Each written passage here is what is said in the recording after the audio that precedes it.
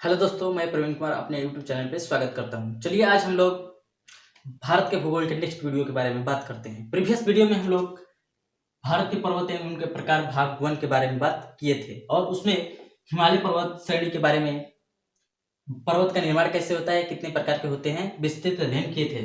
आज हम लोग मुख्यतः अरावली पर्वत, पश्चिमी घाट, पलानी की पहाड़ियाँ, जो इलायची पहाड़ियाँ है, अनामलाई की पहाड़ियाँ, छोटा नागपुर का पठार, मैकाले की पहाड़ियाँ, यहाँ पे सतपुड़ा की पहाड़ियाँ आदि के बारे में पढ़ेंगे। तो चलिए सबसे पहले शुरू करते हैं। यहाँ पे है राजस्थान क्षेत्र, इसमें है एक अरावली पर्वत, जो कि हम लोग जानते हैं कि विश्व का सबसे प्राचीनतम पर्वत है। इसकी सबसे ऊंची चोटी, जो कि एग्जाम की दृष्टि से बहुत ही इंपॉर्टेंट है, वो है गुरु शिखर, जिसकी ऊंचाई की अगर बात की जाए तो ये इसकी ऊंचाई 1722 मीटर है। यानी क्वेश्चन आया कि सबसे प्राचीनतम पर्वत कौन सी है, तो अरावली इसकी सबसे उच्चतम चोटी कौन सी है, तो गुरु शिखर, उसकी ऊंचाई कितनी है, तो 1722 मीटर है। किस क्षेत्र में है, तो राजस्थान क्षेत्र में है। उससे नीचे आते हैं तो यहाँ है गुजरात। गुजरात का ये सौराष्ट्र क्षेत्र में आता है। सौराष्ट्र क्षेत्र में एक है गिर पर्वत, जिसपे एक राष्ट्रीय अभयारण्य है, गिर राष्ट्रीय अभयारण्य, जो कि एशियाई शेरों के लिए प्रसिद्ध है। इसे एशियाई शेरों से ही ये ज्यादा प्रसिद्ध है। गिर राष्ट्रीय अभयारण्य जो कि है एशियाई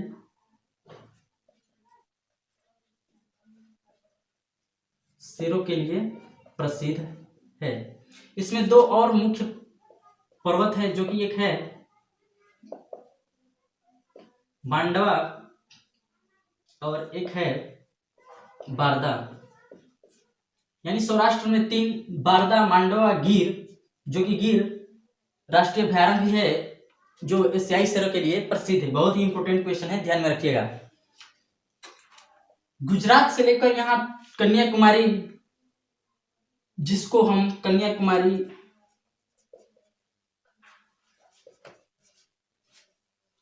या इसे केप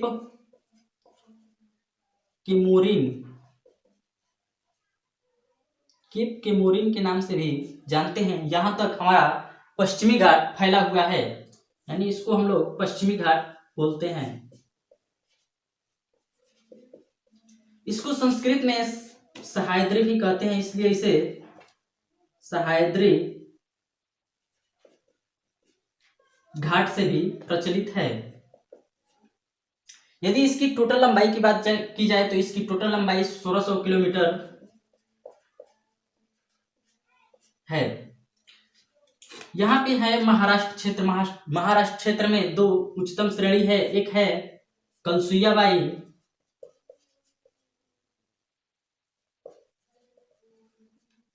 जो कि सबसे उच्चतम, और एक है महाबालेश्वर,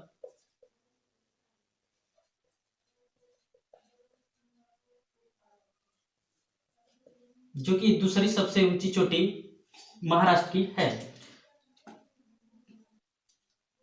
ये कोंकण तट में आते हैं। कोंकण तट,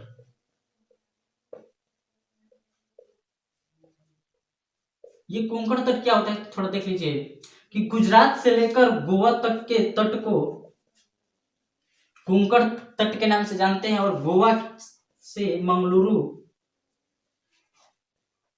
के तट को किनरा तट, और मंगलुरु से लेकर कन्याकुमारी तक के तट को मालाबार तट के नाम से जानते हैं। और कन्याकुमारी से लेकर यहाँ कृष्णा नदी है, पूर्वी घाट के तट को कोरोमंडल तट, और कृष्णा से लेकर गोदावरी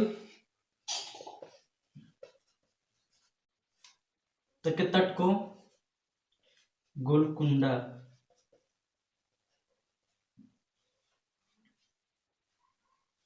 तट के नाम से जानते हैं। ये कोरोमंडल तट जलवायु की दृष्टि से बहुत ही इंपॉर्टेंट है, क्योंकि यहाँ पे जो ठंडी ऋतु होती है वर्षा होता है। यहाँ पे ठंडी ऋतु में भी वर्षा होता है। तो हम लोग देखें कि जो पश्चिमी घाट है उसको 3 भागों में बांट दिया गया है, एक कोंकण तट, एक केनरा तट और एक मालाबार तट। तो यहाँ पे देखें हम लोग एक कलसुइया बाई जो कि महाराष्ट्र की सबसे ऊंची चोटी, और उसके बाद दूसरा महाबालेश्वर चोटी है। महाबालेश्वर से ही कृष्णा नदी निकलती है। महाबालेश्वर से 5 नदियां निकलती है। थोड़ा देख लेते हैं इसको। तो 5 नदियां कौन कौन सी है? तो एक है बीणा नदी, उसके बाद गायत्री, सावित्री, फिर कोयना और फिर कृष्णा। हम लोग नदी वाले वीडियो में एक मिस्टेक से गोदावरी नदी का उद्गम स्थान महाबालेश्वर बता दिए थे। गोदावरी नदी एक्चुअल में त्र्यंबक श्रेणी से निकलती है, जो कि महाराष्ट्र क्षेत्र में है। पश्चिमी घाट के महाराष्ट्र क्षेत्र में त्र्यंबक श्रेणी है, वहीं से गोदावरी नदी निकलती है। तो हम लोग देखें कि महाबालेश्वर से 5 नदियां निकलती है, कृष्णा, कोयना, सावित्री, गायत्री और बीड़ा। कोयना नदी पर कोयना बात है, जो कि बाद वाले वीडियो में देखे थे। चलिए आते हैं इधर नीचे की तरफ। तो यहाँ से पश्चिमी घाट और पूर्वी घाट आकर मिलती है। तो यहाँ थोड़ा समझ लेते हैं कि पश्चिमी घाट और पूर्वी घाट आकर जहां मिलती है, वहां पे एक पहाड़ी है जिसका नाम नीलगिरी की पहाड़ियां है। नील की पहाड़ियां।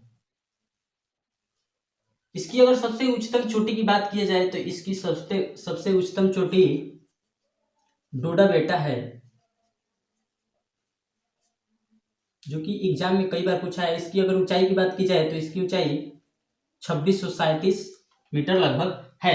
यानी नीलगिरी पहाड़ियों की सबसे ऊंची चोटी का नाम क्या है? तो डोडा बेटा। उसकी ऊंचाई कितनी है? तो 2637 मीटर।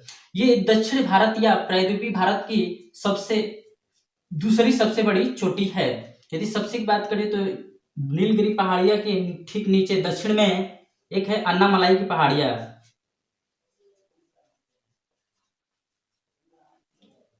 अन्नामलाई की पहाड़िया की सबसे उच्चतम चोटी है अनायमुदी। थोड़ा यहां समझते हैं। ये अन्नामलाई, इसकी सबसे उच्चतम चोटी है अनायमुदी,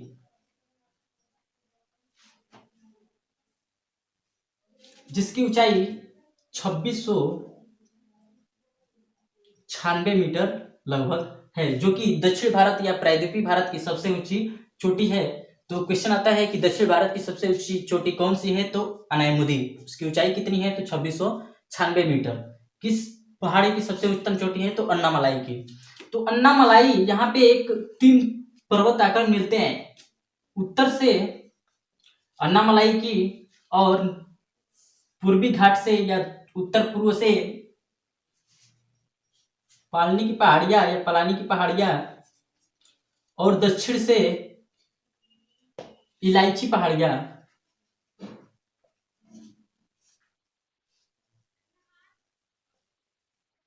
आकर यहाँ पे मिलती है। थोड़ा देख लेते हैं। नीलगिरी पहाड़ियां पर एक है ऊटी या उटक मंडल उसे कहते हैं। ऊटी यह एक पर्यटक स्थल है जो कि काफी फेमस है। यहाँ पे लोग घूमने जाते हैं। ये बहुत ही फेमस स्थान है ऊटी या उटक मंडल। ये नीलगिरी पहाड़ियां और जो अन्नामलाई है उसके बीच में एक गैप है यहाँ पे, जिसे हम लोग पालघाट दर्रा के नाम से जानते हैं। दर्रा क्या होता है? तो थोड़ा एक देख लीजिए कि ये 2 पहाड़ों के बीच में एक थोड़ा सा स्थान संकरी आकार का एक रास्ता होता है, जिसके माध्यम से हम इस पर्वत के पार जा सकते हैं। उसे ही दर्रा कहते हैं, जिसके माध्यम से हम रेलवे लाइन या अन्य सड़क मार्ग लगा सकते हैं, बना सकते हैं। तो उसे दर्रा कहते हैं। तो यहाँ पे नीलगिरी पहाड़िया के दक्षिण में है ये दर्रा, जिसका नाम पालघाट दर्रा है, जो कि केरल और तमिलनाडु को जोड़ता है। नीलगिरी पहाड़ियों की अगर विस्तार की बात की जाए किन किन राज्यों में है, तो नीलगिरी पहाड़ियां कर्नाटक, केरल, तमिलनाडु राज्य में है। पलानी पहाड़ियों की बात की जाए तो ये तमिलनाडु क्षेत्र में है। इलायची पहाड़ियां भी तमिलनाडु क्षेत्र से आती है। अन्नामलाई केरल में पड़ती है। तो अब बात करते हैं यहाँ पे झारखंड। झारखंड में है छोटा नागपुर का पठार, जो कि भारत का रूप कहा जाता है, क्योंकि वहां पे भारत में सब माने खनिज पदार्थ ज्यादा वहां पे पाए जाते हैं, इसीलिए उसे भारत का रूप कहते हैं। यह है छोटा नागपुर के पठार, जो कि झारखंड राज्य में है। छोटा नागपुर का पठार। यहाँ पे है अमरकंटक, जो कि मैकाले पहाड़िया की सबसे उच्चतम चोटी है। इसको याद रखिएगा, मैकाले पहाड़िया की सबसे ऊंची चोटी अमरकंटक है।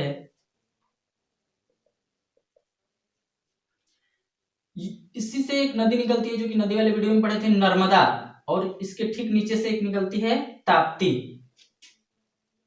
यहाँ पे है सतपुड़ा की पहाड़िया, दोनों नदियों के बीच में है सतपुड़ा की पहाड़िया।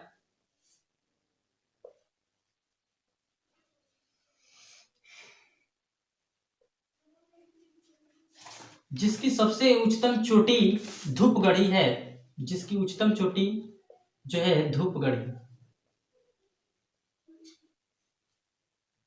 तो क्वेश्चन पूछता है कि सतपुड़ा की पहाड़िया की सबसे उच्चतम चोटी कौन सी है, तो धूपगढ़ी।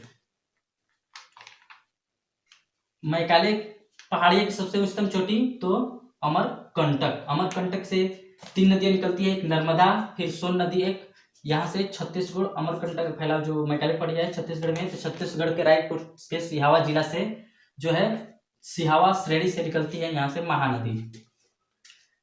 और थोड़ा एक देख लीजिए, कर्नाटक में एक है ब्रह्मगिरी पर्वत श्रेणी। ब्रह्मगिरी पर्वत श्रेणी जहां से कावेरी नदी निकलती है। तो कावेरी नदी का अगर उद्गम स्थान पूछा तो कर्नाटक में ब्रह्मगिरी पर्वत श्रेणी है, वहीं से कावेरी नदी निकलती है। कृष्णा नदी यहाँ से देखिए हम लोग महाबालेश्वर से, और गोदावरी नदी त्रियंबक श्रेणी, जो कि महाराष्ट्र क्षेत्र में है।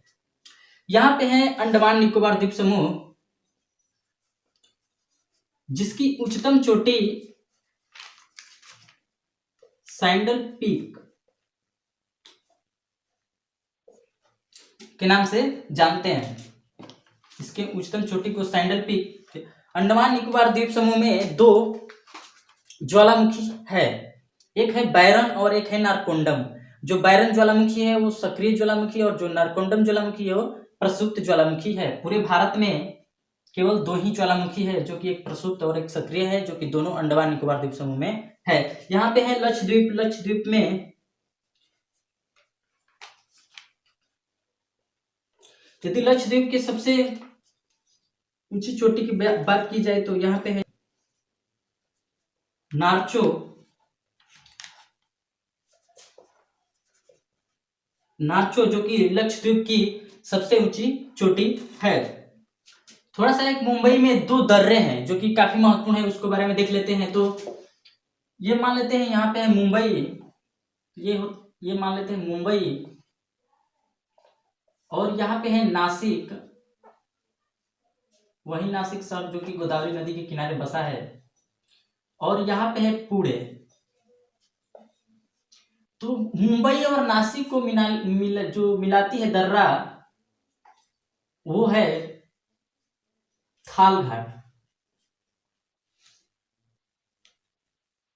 और जो मुंबई और पुणे को मिलाती है उसे घोर घाट के नाम से जानते हैं। यानी मुंबई और पुणे के बीच घोर घाट, और मुंबई और नासिक के बीच थाल घाट दर्रा है। और यहाँ पे अन्ना नीलगिरी पर्वत के दक्षिण में एक दर्रा है अन्नामलाई के ऊपर, और नीलगिरी पर्वत के दक्षिण में जो कि पाल घाट है, जो कि केरल और तमिलनाडु को जोड़ता है। और थोड़ा सा एक बात जो कि बहुत महत्वपूर्ण पॉइंट है, उसको देख लेते हैं कि भारत की कुल क्षेत्रफल का, जो कि हम लोग पढ़े थे कि 32,87,263 वर्ग किलोमीटर है, उसका कितना % मैदान है, कितना पर्वत पठार है, इसके बारे में थोड़ा देखते हैं। तो जो पर्वत है, पर्वत और पहाड़, उसका क्षेत्रफल है 29.3%, यानी टोटल क्षेत्रफल का 29.3% पे भारत में पर्वत विस्तृत है। यही पठार की बात की जाए तो 27.7% पे पठार विस्तृत है। और यदि मैदान की बात की जाए, मैदानी भाग, तो मैदानी भाग 43% भाग पे विस्तृत है। तो चलिए आज हम लोग भारत के पर्वत एवं उनके प्रकार से संबंधित बहुत महत्वपूर्ण क्वेश्चन था, उनसे बनने वाले जो कि एग्जाम में बार बार आते हैं, क्वेश्चनों को देखें। चलिए, अगर वीडियो अच्छा लगा हो तो कृपया चैनल को सब्सक्राइब कीजिए, लाइक कीजिए तथा दोस्तों के साथ शेयर कीजिए। धन्यवाद।